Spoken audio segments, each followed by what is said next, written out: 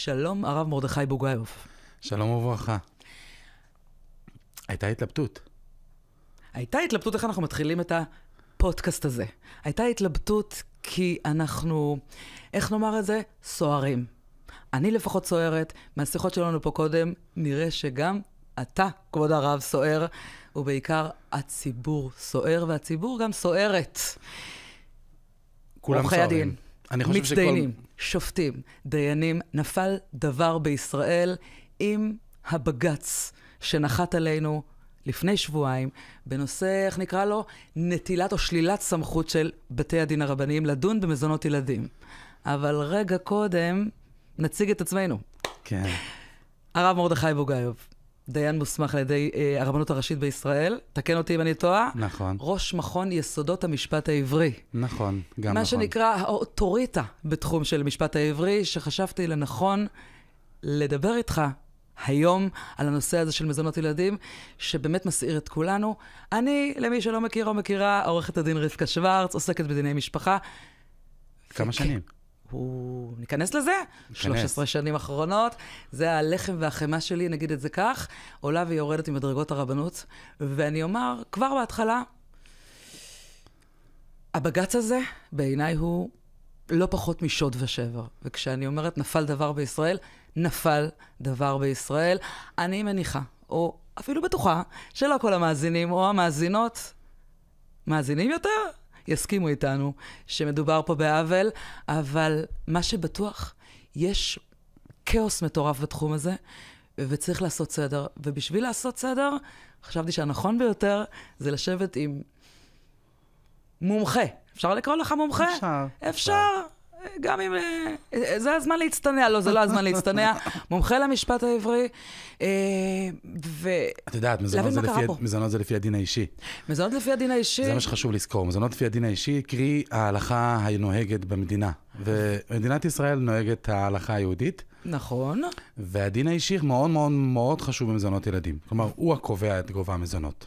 טוב מאוד שהזכרת את זה, ולמה טוב מאוד? כי רבים וטובים שחושבים שאם תישלל הסמכות מבית הדין הרבני, ורק בית המשפט לענייני משפחה יוכל לדון במזונות ילדים, אולי לא ידונו לפי הדין העברי, אבל גם בית המשפט דן לפי הדין העברי. מפתיע, יש כאלה שזה לא יפתיע אותם, אבל כנראה שרבים כן. כן, כל פעם 919 מסתמך על מקורות הלכתיים. יפה. פשוט לקחו את דיני צדקה והרחיבו אותם. אבל לפני שאנחנו מתחילים, אני רוצה לומר דבר אחד מאוד מאוד מעניין. בג"ץ בא ושלל את סמכות בית הדין הרבני לדון במזונות ילדים. לא בטוח שהוא שלל, הוא קבע שאפשר להגיש את זה רק כתביעות השווה, נכון, אבל אנחנו נדון בזה, כי אנחנו בגדול כרגע מבלבלים עוד יותר את הציבור, שזה בסדר, כי אנחנו נעשה סדר בסוף. אחרי זה נשתדל לעשות סדר. מי נפגע מהבג"ץ הזה? מי נפגע מהבג"ץ הזה? אני חושבת שנפגעו מהבג"ץ הזה נשים. נשים? גם גברים, סליחה מכבודכם, שאתם חושבים שעכשיו העברתם כביכול את הדבר הזה לבית המשפט, גם גברים ייפגעו מזה. ומה הכי מפריע לי שיפגע? היהדות נפגעת מהדבר הזה. וכן, אני כפמיניסטית, אין לי שום בעיה לבוא ולומר ולעמוד כאן. כן, התורה וההלכה נפגעות מזה, וכפועל יוצא, כולם נפגעים. והנקודה שאנחנו נפגשים בה עכשיו, זה רגע אחרי שהוגשה בקשה לדיון נוסף, באופן חריג על ידי בית הדין הגדול, הוגשה בקשה לדיון נוסף על ידי... בית הדין הרבני הגדול הגיש בקשה לדיון נוסף לדון לסמכותו. נכון, על הבג"ץ הזה. שזה עצמו רעידת אדמה. יפה. שבית הדין הרבני פונה לבג"ץ. וגם אימא עם אומץ, אני חושבת שמיוצגת על ידי עורך הדין דני שרמן, אם אני זוכרת נכון. עורך הדין דני שרמן, נתנאל מויאל. וגם עורך הדין נתנאל מויאל, שקמו והגישו בקשה לדיון נוסף בהרכב מורחב. דנגץ. לא יעלה על הדעת ליטול את הסמכות מבית הדין הרבני, כי זה בעצם מה בג"ץ בא ואומר, אני מעל החוק. החוק לא קיים. אבל סליחה, לקחתי לך. כן, רצית לומר שלפני הכל משהו. השאלה העיקרית צריך לדון עליה, וזה יוצר הרבה שיח ועניין, האם הבג"ץ הזה בעד גברים, או בעד נשים, או בעד אף אחד? או בעד הילדים? גם אופציה. הוא אמור להיות בעד הילדים. השאלה היותר טובה לדעתי, האם עצם הגשת העתירות שהביאה לבג"ץ הזה, אמורה הייתה להיות בעד גברים, או בעד נשים? או בעד הילדים, ואני חושבת, וגם השופט סולברג שותף למה שאני חושבת, טובת הילדים לא הייתה פה, בפני מי שהגיש את העתירות האלה. זה הכל עניין של הכיס, נכון? זה עניין מגדרי? את חושבת? כשבא אב... זה עניין מגדרי? האם זה עניין מגדרי? בשאלה במי זה יפגע? השופט סולברג בא ואומר, הבג"ץ הזה יפגע בנשים. וואו. השופטת רונן אומרת, את יודעת מה קרה לי? שהמגדר הוא לא זה שאמור לעמוד. את יודעת מה קרה לי שאני אמרתי שהבג"ץ הזה פוגע בנשים וילדים? אוקיי. וואו. הקלטתי סרטון יום אחרי שהבג"ץ יצא. הקלטתי סרטון. אנשי מדיה שלי העלו אותו לרשתות, ואת לא מבינה מה קרה שם. לא חשבתי מעולם שאני אחטוף כאלה תגובות מבזות, משפילות, כללות, מדהים. על ידי גברים, אני מנחשת. יפה. רגע, אז בעצם הנפגע העיקרי בבג"ץ זה הרב בוגאיוב בעצם, אנחנו אומרים. לא, זה מעניין. תגזימי. לא, אבל גברים. אל תגזימי. אני נראה לי הראשון שהעליתי בתזמון הזה, הסרטון הזה צבר 10,000 צפיות, והתגובות היו שם חד וחלק. התגובות המבזות, המשפילות, תלכו לכם, עוכר ישראל, תתבייש לך, כל הדברים האלה על ידי גברים, ואני אוסיף ואדגיש שאני יכולה לנחש שמדובר בגברים שלא באמת מבינים את ההשלכות של הבג"ץ הזה. לא באמת עוזר להם להעביר את הכל לבית משפט, הם לא באמת הולכים לזכות פה. אז נדבר על זה. בפחות. אז נדבר על זה. אנחנו נהיה חייבים לדבר על זה. ברור, אחרי שנעשה סדר, אנחנו נוכל לטפל בזה. אבל קודם כל אני חוזר להתחלה שדיברנו, נתון מעניין. סמכות בית הדין הרבני לדון במזונות ילדים, עוד הסמכות שלהם היא לפני קום המדינה. נכון. עוד בזמן שהבריטים... הנה, אנחנו עושים סדר. עכשיו זה קורה, עכשיו עושים סדר. עוד בזמן שהבריטים שלטו כאן בארץ ישראל. בשנת תש"ד, 1944, 4 שנים לפני קום המדינה, ניתנה הסמכות לבית הדין הרבני לדון במזונות ילדים, וזו השנה במסגרת דבר המלך במועצה? כן, כן. וזו השנה שבה קבעו שהאחריות של האב למזונות ילדיו עולה מגיל 13 לגיל 15. תשאלי מה היה עד גיל 13? אז עושים סדר? עושים סדר. נתחיל לעשות סדר? עושים סדר. אז בואו נתחיל לעשות סדר. נדבר על הצד הזה, אנחנו נעבור לחוק אחר כך, אבל זה מעניין. אז בואו נתחיל לעשות סדר. קודם כל, דיברנו על הדין האישי, ההלכה. אז ההלכה קובעת שעד גיל 6, האב חייב למזונות ילדיו, וזה כולם כותבים. זה גם בית המשפט לענייני משפחה פוסק היום. נכון, כולם אומרים שגיל 6, על בסיס הדין האישי, שעד גיל 6, אב חייב למזונות ילדיו, אין חולק על זה, ואבא משלם מזונות ילדים. ואנשים כותבים... יש חולק על זה. מאזינים שבטוחים שאם הולכים לבית משפט, לא משנה בני כמה ילדים, אנחנו לא נצטרך לשלם מזונות. היום אנחנו יודעים ששופטים מורידים את זה גם מתחת גיל 6, את הנושא של השוויון והמשמורת והזמני שהות. אבל בואי נלך שנייה לפי הסדר של ההלכה. בואי נלך שנייה לפי הסדר של ההלכה. עד גיל 6 חובת האב לזון ילדיו. באה תקנת אושה. אושה, זה מעניין, זה שם מקום בבבל, ששם ישבו מקבץ של חכמי ישראל, והתקינו תקנות לטובת הדור. אחת התקנות שהם תיקנו, מעל גיל 6. הם באו ואמרו, נכון שהאבא חייב לזון את ילדיו עד גיל 6, אבל זה לא מספיק. ילד עד גיל 6 לא יכול להיות עכשיו שוליה של נגר ושל הבעל מכולת לשלוח את המשלוחים. וזה לא מתאים. אז צריך להגדיל את חיוב האב למזונות ילדיו.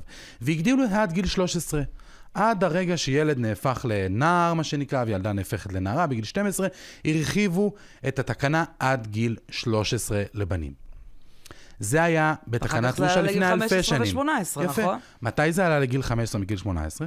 בשנת תש"ד, כמו שאמרתי, עוד זמן הבריטים שולטים כאן, ומועצת הרבנות הראשית מתכנסת וקובעת, צריך להרחיב בעוד 2 את חובת האחריות של אב במזונות ילדיו. הם כותבים שם, סכנות מוסריות יעמדו לילדינו, אם מזונם לא יהיה מובטח על בסיס משפטי גמור. כי עם כל הכבוד, כולנו מבינים שילד בגיל 15 לא אמור לדאוג למזונות ילדיו.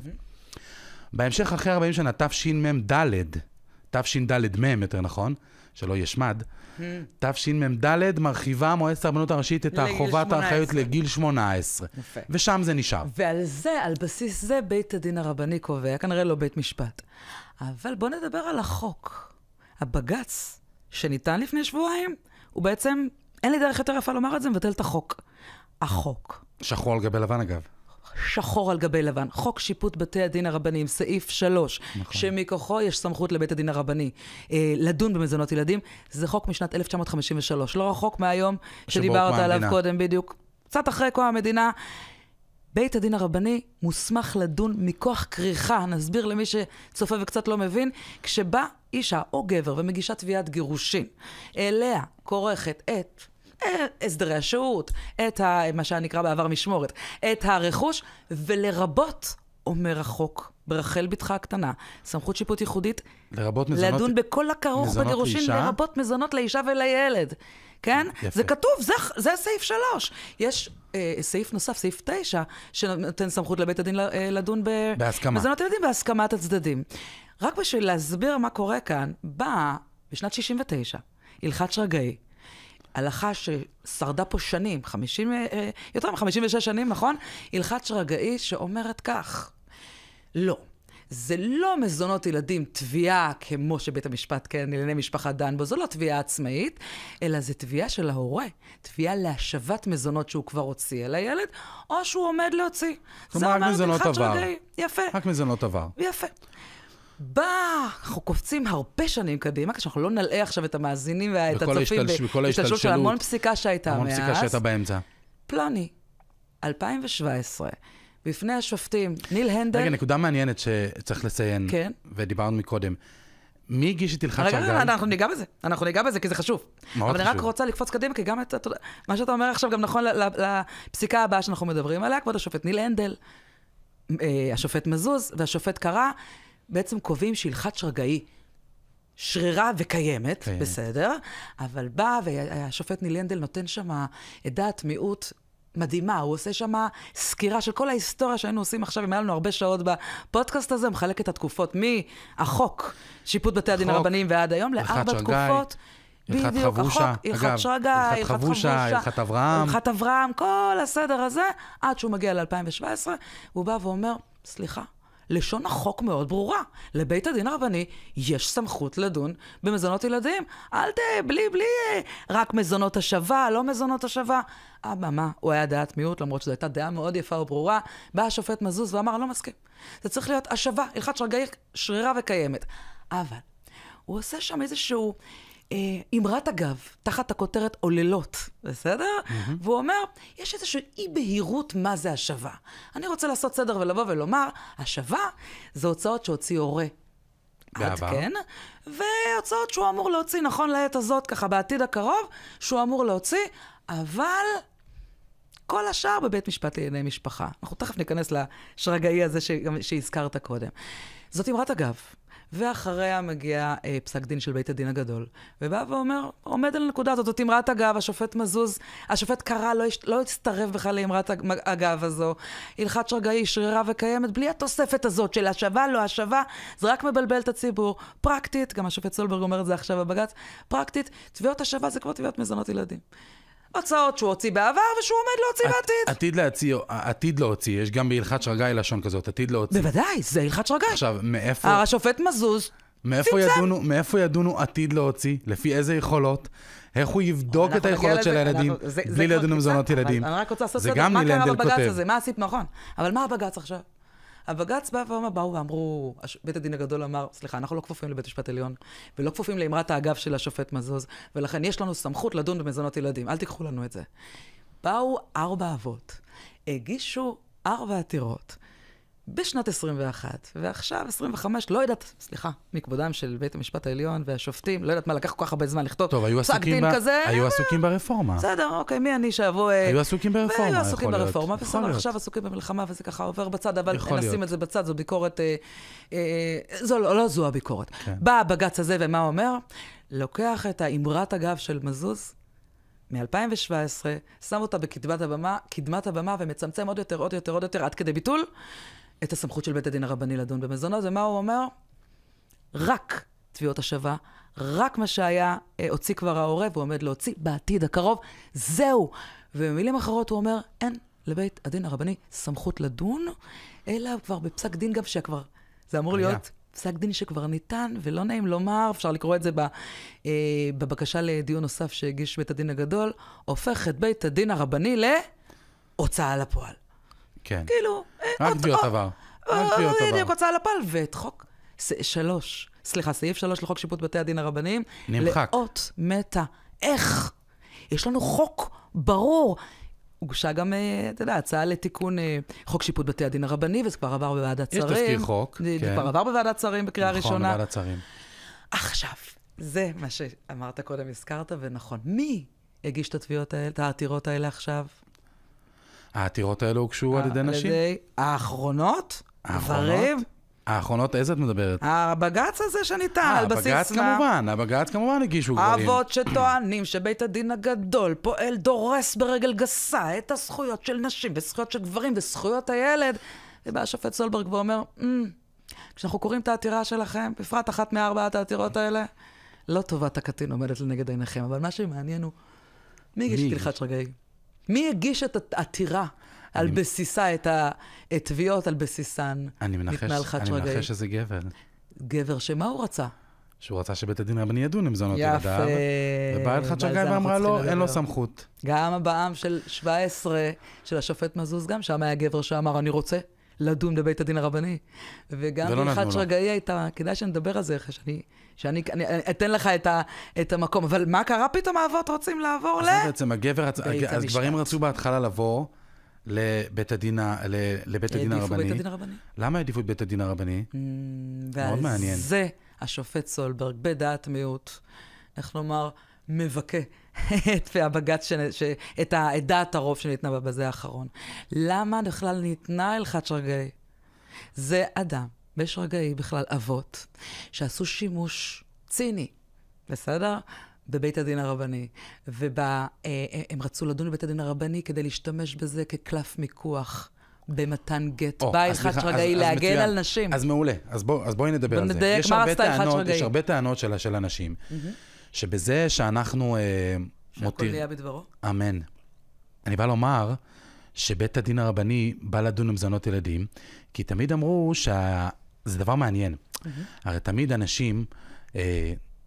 נשים שרצו מזונות ילדים פנו לבית המשפט. נכון. כי בית הדין הרבני הפוסק מזונות ילדים של 1,200, 1,300 שקל לילד. באו אנשים... זה גם היום וגם בית המשפט, מי נותן יותר? ספרו לי מי קיבל יותר. נכון, אז תראי דבר מעניין. אז לפני הבאם 919, לפני שהתחיל הנושא של השוויון ותלוי זמני שהות, אנשים רצו לבית המשפט, כי לבית הדין הרבני נותן סכומים מועטים, 1,200, 1,300 שקל לילד.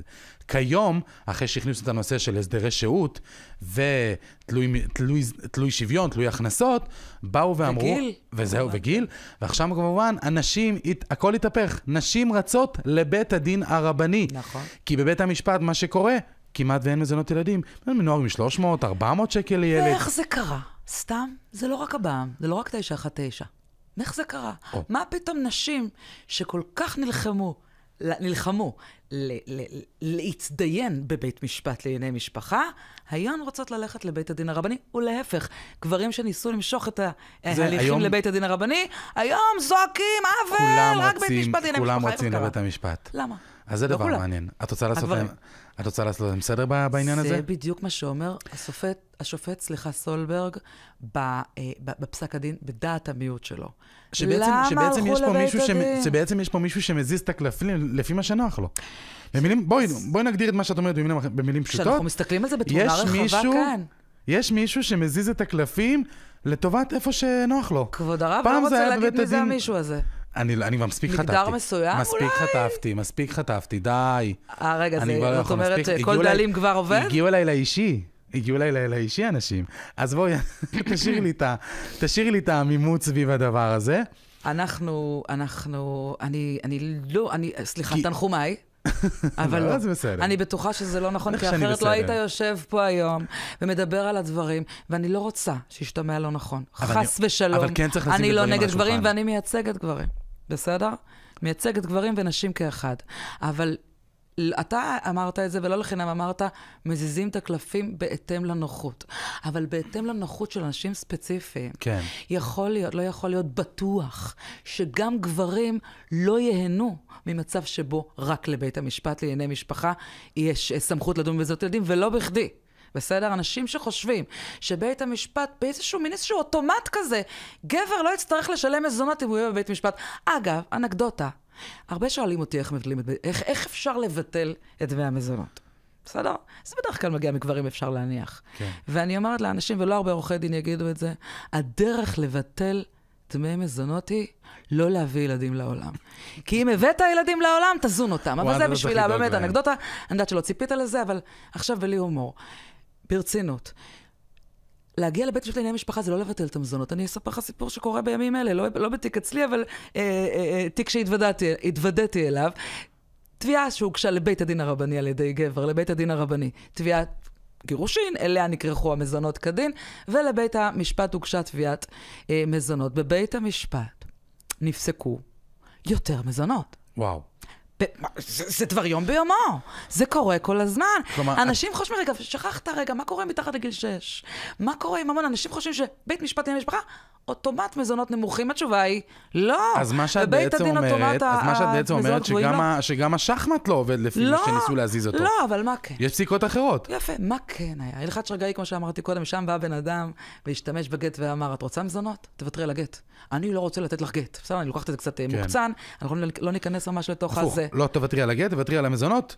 בשביל גט. ואז תקבלי גט. כן. בסדר? זה מיני, וזה דברים שקרו אז הרבה מאוד. שזה אגב טענה, שמיוצגת, שמדברים עליה הרבה משופטי בג"ץ, הנקודה הזאת שכביכול, הסיבה שאי אפשר להשאיר את סמכות בית הדין הרבני ממזונות ילדים, כי זה מה שנקרא גורם לנשים לוותר על המזונות ילדים על גב הילדים. יפה. אגב, שם בעצם עמדה הלכת שרגאי. בדיוק. מאחורי הרעיון הזה. היא באה ואמרה, אנחנו לא ניתן שנושא מזונות הילדים ייפול בבהלת הגירושין, איך שהשופט ניל הנדל כותב. בדיוק. בבהלת הגירושים במני הזוג, שלא, מה שנקרא, יפסידו הילדים על את המזונות ילדים. מדויק, באה הלכת שרגאי ופתרה את זה. איך פתרה את זה הלכת שרגאי? אז רק עבר. מה היא אמרה? רק עבר. לא.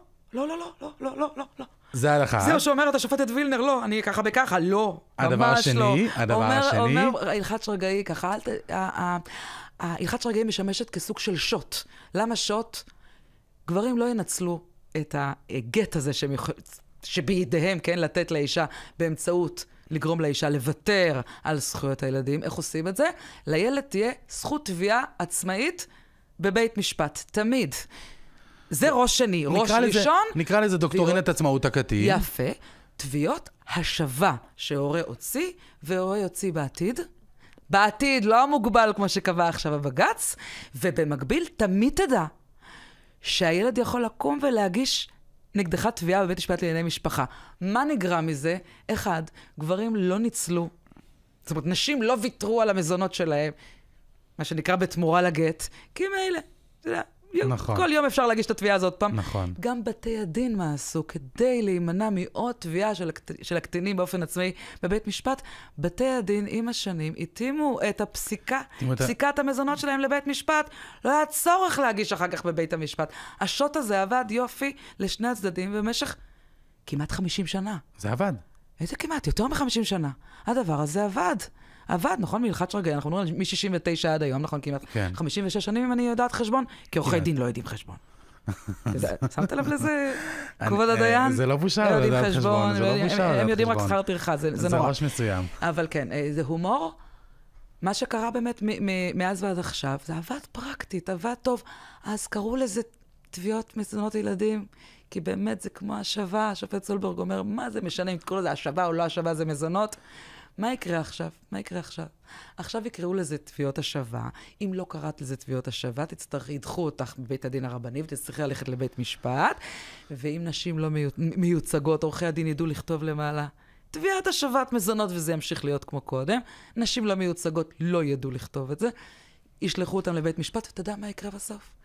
הימשכות הליכים בלתי נגמרת. כל הרעיון של כריכת מזונות, הכל לאותו מקום אחד, הלך לאיבוד. אפרופו הימשכות הליכים, אנשים לא מדברים על זה, אבל מה שבג"ץ ביטל את הסמכות גורם לעוד דבר מאוד מעניין. כי הרי משמורת אנחנו יודעים שנמצאת בסמכות בית הדין של הרבני כבר רבות בשנים, הלכת וינטר. מאוד עוזר הרבות בשנים, אז זה ליחס למזונות, אבל בסדר. כן, רבות בשנים נמצא הליך המשמורת בבית הדין הרבני, וישירו אותם לגט ולכתובה. לגט ולכתובה, ורכוש לפעמים. והתפללו לביטול הכתובה, וזהו. וזהו, וגם לאחרונה הכתובה. כן, ממש לא יישאר בסוף כלום. אבל דבר הכי מעניין, לבית הדין הרבני הייתה סמכות לדון, ויש לו את הסמכות לדון במשמורת, ועכשיו לקחו את מזונות הילדים. עכשיו שימי לב מה יקרה. בית הדין הרבני לא יכול לדון במזונות הילדים, אבל הוא דן במשמורת. הוא דן בזמני שהות. בית משפט. זמני שהות, היום אנחנו יודעים שהם גובה המזונות שנפסקים לאב, אנחנו יודעים שזה תלוי זמני שהות. אתה לא יכול לפסוק אותו הדבר לילד שרואה את אבא שלו פעם בשבוע, לבין אב שמגדל את ילדה פעם בשבוע. יוצא אם כן, שבית הדין הרבני ידון בהסדרי השהות, יגיד להם, אוקיי, הסדרי השהות הם ככה. כמה קרובים, איך קרובים? בית המשפט יגיד, רגע. בוא נחכה עד שיינתן תזכיר. בוא נחכה עד שיינתן תזכיר, עד שיפסקו מזונות ילדים, ורק אז נדע מה הם זמני השהות, ורק אז נוכל לפסוק מזונות הילדים. יימשכות אז הליכים. האם בג"ץ יצר סדר? ממש לא. לא. ממש לא. לא רק יימשכות הליכים. הזכרנו מקודם שעורכי דין לא יודעים חשבון, כי הם רק מבינים בשכר טרחה. הפיצול הזה של תביעת גירושין כרוכה... אבל יפה שאת אומרת את זה. חברייך שומעים את זה, את יודעת. חבריי שומעים את זה, והם... אני כמובן... זה בהומור, נכון? זה הומור, ואני יורדת על עצמי, אבל לא, זה לא הומור. אני מדברת עכשיו על הכיס של הלקוחות שלי ושל עורכי דין חבריי. זה לא הומור. יש הבדל גדול בין תביעת גירושין כרוכה, שכורכים אליה את כל הנושאים, ואתה יודע, בבית הדין זו תביעה אחת, שאליה כורכים מאשר להתחיל עכשיו לחתוך, להתנהל בשתי הערכאות. תביעה פה, זה עוד שכר טרחה, זה עוד כסף שיכול ללכת לפה של ילדים. אתה אומר, הומור? לא, אני אומרת שאני יורה לעצמי ברגל, כשאני מורידה לעצמי תיק עכשיו, כן, לא אכפת לי לראות לעצמי ברגל. פחות שכר טרחה לעורכי הדין, יותר כסף לפיות הילדים, אנחנו מדברים על תיקי מזונות ילדים. תגמרו את הכל במקום אחד, תנו את האפשרות לבחור איפה, ואל תמשכו תהליכים. ולצערנו זה רק יעשה בלגן. לא רק בלגן. זה רק יעשה בלגן עם משכות הליכים. בוא תקרא, קראת את המחקר של מכון. השופט ימתין לדיין, הדיין ימתין לשופט, וסיסו וסימחו. וזה לא השערה, זה דברים שאנחנו קוראים כבר היום, כי הסיפור הזה של כן סמכות, לא סמכות לבית הדין, רץ כבר שנים, כן? כן. יש על זה... זה תמיד. טילים תמיד של מרחף. כתבי טענות שנכתבו, עתירות שהוגשו, בתי משפט ובתי הדין עוסקים בשאלת הסמכות המון, והשופט חשין גם הגדיר את זה בפסק דין סימה אמיר, אם אני לא טועה, איך שהוא מתאר שם את במרוץ הסמכויות, זה מתדפק על טרקלין של ימין, זה מתדפק על טרקלין של שמאל, ובינתיים הנער כבר לא נער, אתה יודע, הילד כבר גדל, כבר אין למי לשלם מזונות, אמנם זה עוסק שם בנושא של חינוך, אבל לא משנה, על אותו רעיון של ערוץ, הסיפור של הסמכויות שנים מתנהל כבר. תגידי, לא הגיע הזמן להסדיר את זה בחקיקה? מה מנסים לעשות? הנה, אני חושב שרק הדבר הזה יפתור. אבל את חושבת שזה יפתור, או שעכשיו יתחילו עוד פעם יהיה... אני אגיד לך משהו. אולי זה קצת נאיבי לומר שזה יוסדר בחקיקה, ואתה יודע למה? כי יש חוק. והוא קיים היום. הוא קיים. רחל, בתך הקטנה, סעיף כתוב, 3. סעיף 3, סמכות ייחודית לבית הדין הרבני בתביעת מזונות ילדים שנקרחה כדין לתביעת גירושין. בוא נתקן את זה, יבוא בג"ץ ויהפוך גם את זה. אנחנו נמצאים בלופ שלא נגמר. בלופ שלא נגמר.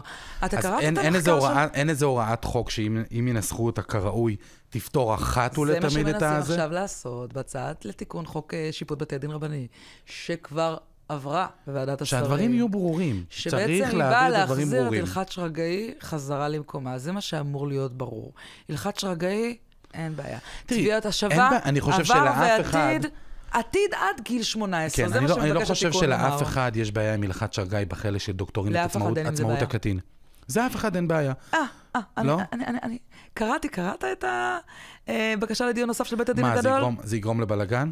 בית הדין הגדול בא ומבקש להחזיר את הלכת שרגאי על מכונה, אבל, ומבקש לקבל, להפוך את דעת המיעוט של סולברג לדעת רוב, אבל בלי הקטע של תביעה, אם הבנתי נכון, של תביעה עצמאית של קטין, זאת אומרת רק להשאיר סמכות ייחודית לבית הדין הרבני, תביעות השווה עבר, עתיד רחוק, בלי השוט של תביעת מזונות עצמאית של קטין. אני לא מסכימה עם זה. אני כן חושבת שהשוט הזה צריך להישאר. הידיעה הזאת, גם של אבות, שילד בכל יום יכול, גם אמהות, שילד בכל יום יכול לקום ולהגיש תביעה עצמאית, פעם זה להספיק. גורמת להם לא להקריב את הילדים על מזבח הסכסוך. עזוב את זה שגם בתביעה עצמאית, הילדים מוקרבים על מזבח סכסוך, איזשהו, חיים בסרט, שכמו סליחה שאני מתבטאת בצורה הזאת, אבל זה כתוב באחת העתירות, כתוב שנעשה עוול לילדים, איזו מין אימא, מערבת את הילדים בסכסוך, מה שקורה בבית הדין הרבני.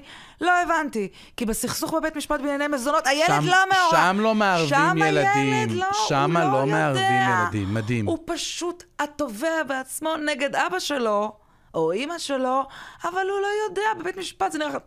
תעשו לי טובה. האמירה הזאת שילדים יכולים להתרסק מסביב בהליך הגירושין, הם בכל מצב מתרסקים. הם מתרסקים, אתם יודעים מה חבר'ה, תגיעו להסכמות. נכון. אל תגישו תביעות. אם אתם כל כך חשוב לכם הילד, תשלמו לו עוד שקל מזונות. השכר הטרחה שאתם משלמים לי, תשלמו לילד שלכם. אני אומרת את זה ככה, באמת. שאני חושב, כן. תגיד, במקום לנסח חוק, נראה לי צריך לנסח חוק, במקום הטבלת הכנסות והוצאות בארצות הברית, צריך לנסח חוק שמזונות הילדים יוסדרו אך ורק בגישור. מה את אומרת? יש מצב לעשות כזה דבר? סליחה שאני צוחקת, זה נהדר. לא, אתה יכול להמשיך עם זה, לבטל את בית משפט בכלל. לבטל את בית הדין בכלל. להשאיר רק הוצאה לפועל, תגיעו להסכמות בגישור ולכו להוצאה. בואי נסדיר לפחות. תקשיבי, הילדים, זה הכי מקומות. אני תמיד חושב על זה. הם הכי לא אשמים, הם הכי לא אשמים בבלגן, ודווקא מצבם המשפטי של המזונות שלהם לא מוסדר. אנחנו מדברים כבר קרוב, 60, 70 שנה. נכון. עוד לא הגיעה הכרעה ברורה. והם הכי לא אשמים. הגיעה הכרעה ברורה. הכי לא אשמים. הגיעה הכרעה ברורה, אני לא יודעת למה משחקים איתה. לא. אבל להוציא חוק שצריך להגיע, שחובה להגיע עם גישור. לא, למה את צוחקת? אין סיכוי לעשות את זה בגישור. אתה יודע למה אני צוחקת? מזונות יודעים רק בגישור. תראי, ארצות הברית עושים את זה לפי טבלת הכנסות והוצאות. לא משנה כמה זה, כמה... תכניסו לטבלה, 1, 2, 3, תכניסו לטבלה. תשבו אצל מגשר יומם ולילה עד שתפתרו את העניין הזה. זה נכון. זה יכול להיות פתרון מעניין. זה נכון וזה הלוואי. אתה אומר את זה בנאיביות כי אתה מגשר. אני גם מגשרת, אבל אני גם לא מגשרת. יודעת גם את הצד השני. ואני רואה מה קורה, לא את הצד השני, אני רואה מה קורה, איך אנשים מגיעים להסכמות, איזה יופי זה. זה מדהים. איזה מדהים זה. איך זה, אוקיי, אני אשלם שקל אחד יותר, שקל אחד פחות, אני אוותר פה, אני אוותר שם. אני זוכר את הילדים שלי, אבל אני רואה גם הרבה שלא ותקרא את העתירות. על בסיסה ניתן הבגץ הזה. בואו, זה אנשים כמו שקורה בהרבה מאוד תיקים, שכל צד חושב שהוא יודע מה טובת הילד. הוא ולא האישה, היא ולא האיש, שניהם ולא המגשר. ואז אין ברירה, צריך לבוא מישהו מלמעלה. נכון. עם שוט. אבל מצד שני, תראי, מצד שני, באים אנשים ואומרים, שוויון. מה רע בעד שוויון? גבר מרוויח, אישה מרוויחה, בואו נעשה שוויון. למה רק האבא? מה את עונה להם על זה בעין? עזבי עליך עכשיו, בעין. קודם כל, לעולם. בעין של עורכת דין אישה. לעולם, אני רק רוצה לומר לך בשביל לעשות סדר, לעולם, אל תגיד לרבקה שוורץ, עזבי הלכה רגע. אני רוצה שוב, עדיין לא למדת להכיר אותי. לעולם, אין עזבי הלכה רגע. הלכה בסיס, ולא סתם גם משפט. בית המשפט לענייני משפחה, המשפט האזרחי יושב על הדין העברי. כמו שאמרנו מקודם, אז זה פשוט צרם לי לרגע. כן. בסדר, אבל כן שוויון. לא, אבל רציתי את הנקודת המבט שלך של השוויון. כשיהיה פה שוויון, כשבאמת נשים ירוויחו יותר מגברים באופן גורף, נוכל לדבר על שוויון. אנחנו כל כך לא שם. וההלכה שלנו כל כך חכמה, וידע לדאוג לילדים, כי מי ידאג להם? אנחנו אומרים, בית הדין או בית משפט יושב כאבי הקטינים. מי ידאג להם, כן. מי ידאג לקטינים האלה? מי ידאג להם? ההלכה דואגת להם יותר מכל דבר אחר, וטוב שהמשפט האזרחי יושב על העברי, וטוב שההלכה כאן. אבל רגע, מבחן התוצאה, בית הדין ובית משפט בסופו של דבר, פסיקת המזונות די דומה. די דומה? בוודאי שדי דומה, ואבות שחושבים שבבית המשפט הם ישלמו פחות, צאו מזה. אמרתי לך, התחלתי לספר וברחתי, כי יש לי, לא מאובחן, אבל יש לי בעיות קשב וריכוז. לכולנו. לא, בעצם המשכתי, סיפרתי את זה. הנה, עובדה, אנחנו רואים את זה דבר יום ביומו. שבבית משפט מקבלים יותר, מקבל יותר. בית משפט פוסקים לו יותר, וגם ההפך קורה. אני יכולה לשמוע עורכי דין שכותבים לנו, מה זה? וזה אני אשמח לשמוע את דעתך על ההלכה. באיזה יופי שלקחו לבית הדין את הסמכות, ככה קראתי עורך דין שאומר, מה שעורכי דין אומרים, אני קצת מחשיבה יותר מאמירות שהן לא... כן, שהן לא מבוססות ידע. בית הדין פוסק מעט מזונות לילדים, שזה נורא מעניין, כי זה בעצם לא מה שהעתירות כאן אומרות. ומה, יש לי תיקים שבהם הגבר הוא אברך, ובית הדין אומר, מה לעשות, מאיפה ישלם, הוא אברך, אני אפסק לו קצת מזונות. מה שאני מכירה, ואני אשמח לשמוע מה אתה אומר מבחינת ההלכה, יותר ראיתי הרבה מאוד פסיקות של בתי דין רבניים, בניגוד למיתוס הזה של בית דין, ואתה שומע אברך, אומר שב תלמד, לא. כן. אתה אברך, אשתך הסכימה לפרנס את הבית, כדי שאתה תשב ותלמד תורה, דבר שקורה הרבה בבתים חרדים, הרבה מלקוחותיי אני רואה את זה, אבל מי אמר שהיא הסכימה לזה גם כשאתם מתגרשים? היא כבר לא נשואה לך. מה פתאום שהיא תפרנס במקומך? אתה אברך? נכון מאוד, אני מסכים. צוות האבות ותביא את זה לילדי, אתה מסכים. השאלה מה ההלכה אומרת? שאלה שאני רוצה לשאול אותך. בית משפט פוסק, בודק גם הפוטנציאל הסתכרות של גבר, לא רק מה הוא עובד. האם גם בית הדין עושה את זה? עזוב את בית הדין, עזוב את הפרקטיקה. ההלכה, איך מתייחסת לפוטנציאל הסתכרות? בהלכה אין פוטנציאל כושר ההסתכרות לגברים. גם לא לנשים, אבל כמובן לא לגברים. כלומר, בן אדם מרוויח סכום X מסוים, נגיד מרוויח שכר מינימום, לא מסתכלים עליו בתור, הוא יכול עכשיו להיות רואה חשבון, הוא יכול להיות עכשיו כלכלן, הוא יכול להיות בנקאי, והוא יכול להרוויח יותר. מה סכום המזונות שלך? מסתכלים שנה, שנתיים אחורה, אבל זה אתה תשלם מזונות. בעוד שגברים שחושבים שבית המשפט כביכול יקל איתם, גבר שיבוא עם סכום לא מתאים למשקל וליכולות שלו, השופטת תגיד לו, אתה לא ממצא את פוטנציאל כושר ההשתכרות שלך. והיא תפסוק לו לפי פוטנציאל כושר ההשתכרות הרעיוני שיש לו. זה אין לבית הדין הרבני. בית הדין הרבני... אז איך זה מתיישב באמת עם הפסיקה? שאומרת, אברך, אדוני אברך. זה דבר... הרי, לא רק איך זה מתיישב עם זה, איך זה מתיישב. אני רוצה להניח סיטואציה, תסביר לי איך זה מתיישב. אם באמת יש מצב שבו גבר היה כל השנים אברך, הביא מהכל 1,500 שקל, זה מה שהוא הביא. האישה עשתה משהו אחר, או מורה או הייטק, שמתי טווח. ואז הוא יבוא ויאמר, התחתנתי איתי על דעת זה. ויבוא, לדעתי, ההלכה אומרת, אתה אמור לזון את הילדים שלך, ואתה אמור לצאת ולפשוט, מה שנקרא, לצאת החוצה ולאסוף, למכור את עצמך, נכון?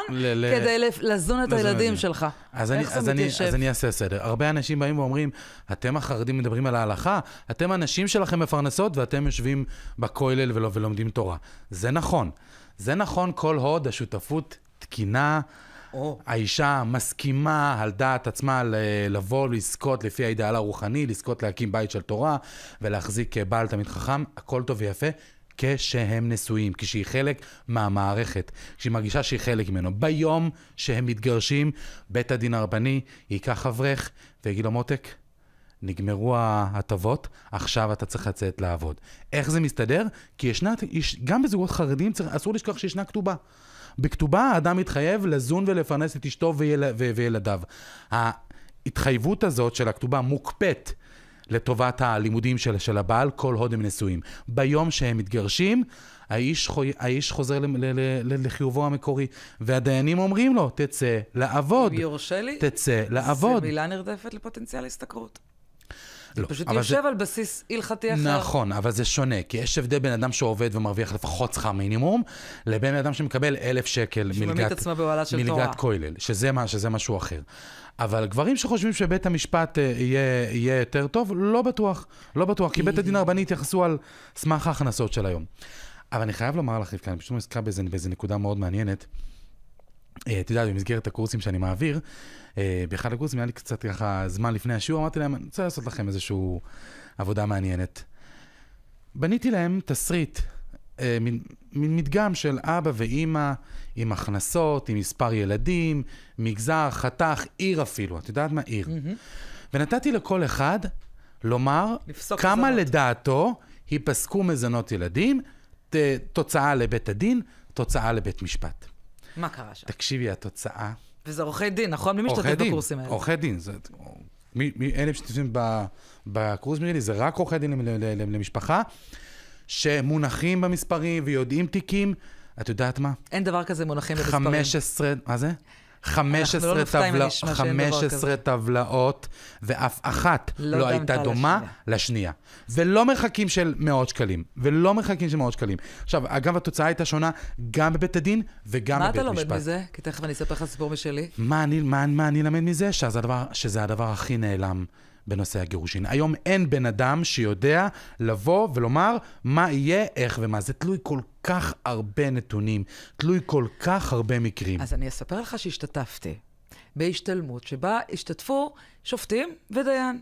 זה היה שם שופטים ירושלים, השופט שילה, השופטת בן דור, אני זוכרת מי יודע שם, שופטת דבירי נדמה לי, והדיין, ראש אבות בתי הדין בירושלים, הרב רלב"ג. ועשו להם את אותו הדבר כמו שאתה מספר.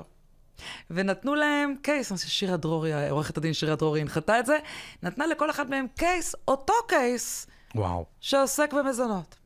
ואנחנו ישבנו, הם יצאו, כל אחד בא לתת פסק דין, 5 שופטים ודיין, 4 שופטים ודיין, וכל אחד נתן פסק דין אחר. לא היה דומה ולא כמעט, וכל אחד ניסה להסביר על מה זה יושב. אז אני עשיתי את המדגם הזה על 15 אנשים, וזה לא יצא. מה שזה אומר, שזה נתון נעלם ומטורף. בדיוק. שאין ודאות. אני כל כך שמחה עם הסיפור שאתה מספר. המחשבה הזאת, שעכשיו תהיה ודאות ויהיה איזשהו מחשבון וידעו כל אחד מה הוא משלם, כי זה רק בבית משפט. חבר'ה, צאו מזה.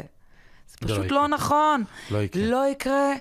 ובשורה, זה שהורידו מבית הדין, אז אתה הולך להרבה מאוד שופטים אחרים, בהרבה מאוד בתי משפט בירושלים, לא תהיה, בישראל, לא תהיה פסיקה אחידה. אין פסיקה אחידה, אתה צודק. זה לא עוזר לקחת, מה זה עוזר? אנחנו פה צריכים להיכנס שוב לבסיס של מה מנסים אנשים ונשים להשיג עכשיו בבגץ הזה, או בשינוי הבגץ הזה, או בשינוי החקיקה. בוא ניגע בה, מה מנסים להשיג שם?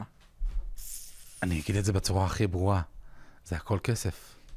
אמהות רוצות יותר כסף, אבות רוצים פחות כסף, כולם שוכחים פחות או יותר את הילדים, אני לא מדברת על אלה שמגיעים יפה להסכמות, כל הכבוד לכם. זה באמת. מדהים. איפה המצלמה מדהים. פה? איפה המצלמה פה? זו המצלמה, מדהים. כל הכבוד לכם. אני לא צוחקת, אנשים שמצליחים להיפרד יפה, וזוכרים שלמען השם, על מי אנחנו רבים? על הילדים שלנו. עליהם אנחנו שופכים המון כסף לעורכי דין כדי למנוע או להגדיל קצת את הכסף, את האוכל של הילדים שלכם. מישהו זוכר את זה? אלה שכן מגיעים להסכמות, באמת, אני אומרת, באמת. שפו. כל הכבוד. תורידו מאיתנו עורכי הדין שכר טרחה ותגיעו להסכמות. אבל אלה שלא. הגברים רוצים להוריד מזונות. זה לא טובת הילד. אנשים רוצים להעלות מזונות יותר. יש נשים שחושבות שאפשר להתעשר ממזונות. חבר'ה, לא מתעשרים ממזונות. ומי שרואה אותי והיא לקוחה שלי, זוכרת שזה אחד הדברים הראשונים שאני אומרת לה, יקירתי, את לא הולכת להתעשר ממזונות, תצאו מזה. באמת, צאי לעבוד. את לא תתעשרי ממזונות. אבל בסוף, יש פה ילדים. נכון. שוכחים את זה. סליחה, אני יוצאת פה צדקנית, זאת לא הכוונה. אני באמת כאילו אומרת, אנחנו שוכחים על מי מדובר פה, על הילדים שלנו. שוכחים את זה בלהט הסכסוך הזה. זה ממש. גברים שחושבים שהכסף הולך רק לאישה. יש נשים שכנראה זה מה שהן, אולי, זה מה שבאמת קורה בסוף. אבל אנשים שרוצות יותר, גברים שרוצים פחות, חבר'ה, תמצאו אותה. מה ענית על שוויון? אמרנו שאין שוויון תכלס הכנסות בגברים ונשים. אבל יש עוד נקודה, נראה לי. אני תמיד אומר, באים לנו אנשים שוויון. אז שוויון לא מתאים להלכה. זה לא הולך עם שוויון. מה לעשות? לא שההלכה לא תומכת בשוויון זכויות, כי אני אגב חושב שההלכה היהודית היא הכי מגנה על נשים, בשונה מה שאנשים חושבים. אבל מה לעשות שאבא זן את ילדיו, וזו האחריות שלו, ומה שנקרא, אני תמיד אומר, מתחתנים כהלכה, מתגרשים כהלכה, ומשנים מזונות כהלכה. אז הנושא של השוויון, אני לא חושב שהוא בו מושג שאפשר להשתמש בו בדין האישי. בתכלס, מה יהיה בסוף? אני חושבת, מישהו יודע להגיד פה איזה משהו? אני חושבת שבית הדין הרבני העלה את קרנן של הנשים בשנים האחרונות, היחס שמקבלות נשים, וזה נשבור פה מיתוס, תמיד אומרים בית הדין הרבני, כן. זה מקום שלא כדאי לנשים להגיע, הם מתייחסים אליה בהשפלה, בית הדין הרבני מתייחס בצורה מדהימה, זה רק הולך ונהיה יותר טוב, בעשור האחרון בכלל, נכון. ביחס לנשים, לזה אני קוראת שוויון. כן. לזה אני קוראת שוויון, אני מתוך היכרות עם שתי הערכאות, בית הדין הרבני עולה אפילו על בית המשפט, ואתה יודע, זה שכחנו לדבר על המחקר הזה. וזה נתון מדהים. אנחנו יכולים לראות בשנת 69, אנחנו יכולים לראות אחד שרגאי, בתקופה ההיא דיברנו גם על הבעם 17, שיותר גברים רוצים להגיע לבית הדין, וזה מתהפך. זה לא התהפך סתם, זה לא רק בגלל הבעם 919. זה גם בגלל אחד שרגאי ששמה איזשהו שוט כזה והשוותה את המזונות בערך בבית הדין לבית המשפט, וגם בגלל היחס לנשים. שים לב מה אומר מכון רקמן, מרכז רקמן, מציג מחקר שהוא מראה בפער עצום נשים בוחרות בבית הדין הרבני על פני בית משפט לענייני משפחה, שזה ההפך ממה שנראה בחוץ. זה נתון מדהים. נתון מדהים, וזה לא סתם נראה בחוץ ההפך, כי בעבר זה היה בדיוק הפוך. היה מין מיתוס כזה שנשים זוכות ליחס מפלה בבית הדין הרבני, ולא רק זה, אומר המחקר, שבבית הדין לענייני רבני, ההליכי המזונות מהירים יותר באופן משמעותי ביחס לבית משפט לענייני משפחה. עכשיו, יותר תיקים בבית הדין הרבני, פחות בבית משפט לענייני משפחה. יותר מהר בבית הדין הרבני, פחות בבית משפט לענייני משפחה. מה קורה כשאין סמכות לבית הדין הרבני? הכל ייפול לבית המשפט. מה שיקרה זה סחבת, מי יכול לעמוד בזה? תראי, עוד בבית הדין הרבני חשוב לזכור, יש 3 דיינים. בכל הרכב. בכל הרכב. זה איזשהו מחלק וגם שם חסר תקנים, אז גם שם אנחנו סובלים מהמתנות. אבל איכשהו זה 3 שמשתלטים על ההחלטות. בית משפט לבד. מה ילך? זה לבד. הוא מוציא כל החלטה לבד. הם יקרסו אם כל מזונות הילדים יהיו שם. הם יקרסו, הצדדים יקרסו, נשים יקרסו, ילדים יקרסו. כן, אז האם בג"ץ יסדיר משהו? בואי ניכנס לקראת סיום. בואי נסיים את הדבר הזה וניתן להם... שנייה? כן, הזמן עבר. הזמן עובר. אני לא שמתי לב. כן, הזמן עובר מהר. הזמן עובר כשנהנים, אני לא יודעת מה איתך. אומרים שנהנים, הזמן עובר מהר. נכון. אני חושבת, אני אשמח לשמוע מה אתה חושב, שבג"ץ הזה עשה עוול עם כולם. עם נשים. עם כל ציבור המתגרשים. נשים מיוצגות ולא מיוצגות. עם כל ציבור המתגרשים. חד וחלק. הגברים, הילדים, וזה הכי חמור. עורכי הדין, בלבול המטורף שקורה כאן עכשיו, הדיינים והשופטים. גם עכשיו כולם לא יודעים מה קורה, כן, אבל הכי מעניין, שהדיינים והשופטים בעצמם לא יודעים. לא יודעים מה לעשות עם זה. את רואה שבית הדין הרבני בעצמו, חלק מוחקים תביעות. נכון, זה מדהים לראות את זה. וחלק אומרים, לא, עד שאנחנו למדים את העניין המשפטי הזה. אנחנו שומעים שאימהות הגישו... שומעים שאימהות הגישו בג"ץ. כן, בג"צים אנחנו... דבר מעניין, הם הגישו 2 בית הדין הגדול הגיש 2 אחרי האימהות. אתה חושב שזה קשור אחד לשני? אומרים שהוא לא רצה להיות הראשון, כן. קונספירציה? לא יודע, אני רק מציג. אני רק שם את זה פה. מעניין. הוא כתב את העתירה ואמר שנייה... שמע, בוא נודה, זה חריג שבית הדין הגדול בעצמו מגיש עתירה, זה חריג, אבל כנראה שהגיעו עד מים עד נפש. פגיעה במוסדות בית הדין הרבני, יכול להיות שזה חלק ממגמה גם, יכול להיות שזה חלק ממגמה... לקחת עוד ועוד ועוד של ועוד לנכס לעצמם. ואני חושב שזה בגלל זה אנשים נרתעים, כי היום זה מזונות, ומחר זה עוד נושאים, ואנשים יש אנשים שזה מה שהם רוצים. נכון, בסדר, אז אנחנו יודעים. המערכת לא ערוכה לזה. אז בואי נסכם, שעד שלא נפריד דת ממדינה, ויכוחי סמכות האלה תמיד יימשכו. בזה, בנישואים אזרחיים, סליחה, יהודים בלי ויכוחים זה לא עובד. כן, תמיד היינו. באמת יהודי. כאלה. אבל יש עכשיו במקביל, קצת נושא אחר, הרי מבקשים להרחיב את סמכויות בתי הדין הרבניים, לדון גם בנושאים אזרחיים. בהסכמה. בדיני ממונות. מה אתה חושב על זה? בהסכמה. בסוף. התקלתי אותך? אני בעד. לא, אני בעד. אתה בעד? אני בעד שאדם...